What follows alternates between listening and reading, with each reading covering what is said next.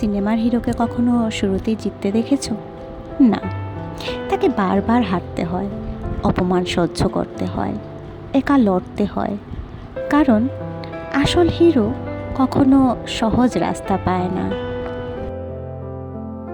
আজ হয়তো তুমি একা, কেউ তোমাকে বিশ্বাস করে না, সবাই তোমার ফেলিওর দেখে হাসে, কিন্তু তারা জানে না তুমি ভিতরে ভিতরে একটা যুদ্ধ লড়ছো।